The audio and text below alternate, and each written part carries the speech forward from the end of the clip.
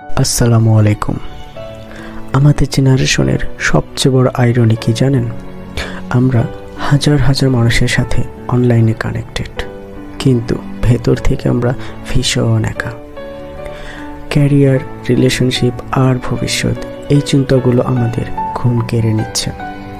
আজকের এই ভিডিওতে আমরা জানব কিভাবে এই মডার্ন অ্যাংজাইটি থেকে ইসলাম আমাদের মুক্তি দিতে পারে ইনশাআল্লাহ। আমরা যখন সোশ্যাল মিডিয়াতে অন্য কারো পারফেক্ট জীবন দেখি, তখন মনের অজান্তেই আমরা নিজেদের জীবনের সাথে সেটা তুলনা করি। কিন্তু ইসলাম আমাদের বলে কানাআত বা তুষ্টির কথা। রাসূল সাল্লাল্লাহু আলাইহি ওয়াসাল্লাম বলেছেন, দুনিয়ার ক্ষেত্রে তোমার যে নিচে যারা আছে তাদের দিকে তাকাও।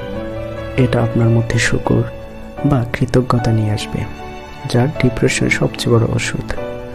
আমাদের ইয়াং জেনারেশনের মধ্যে একা থাকার ভয় অনেক বেশি, কিন্তু কোরআনে আল্লাহ বলেছেন, ওয়াহুয়া মাআকুম আইনামা কুনতুম, অর্থাৎ তোমরা যেখানেই থাকো না কেন তিনি তোমাদের সাথেই আছেন।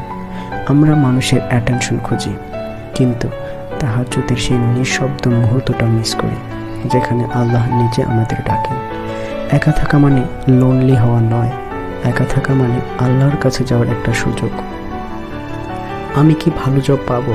আমার ফিউচারটা কি হবে?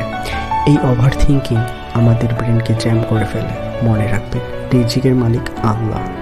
আপনি শুধু চেষ্টা করুন, আর বাকিটা তাওয়াক্কুল বা আল্লাহর উপর ভরসা করুন, ফল তিনি দেবেন।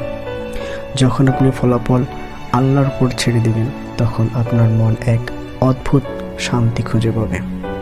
জীবনটাকে সিম্পল করার চেষ্টা করুন।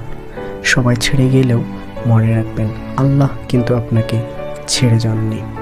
নামাজকে আপনার স্ট্রেস রিলিফের মাধ্যম বানান। ভিডিওটি ভালো লাগলে শেয়ার করুন আপনার সেই বন্ধুর সাথে যে এখন খুব দুশ্চিন্তার মধ্যে আছে। আল্লাহ আমাদের সবার মনে শান্তি দান করুক।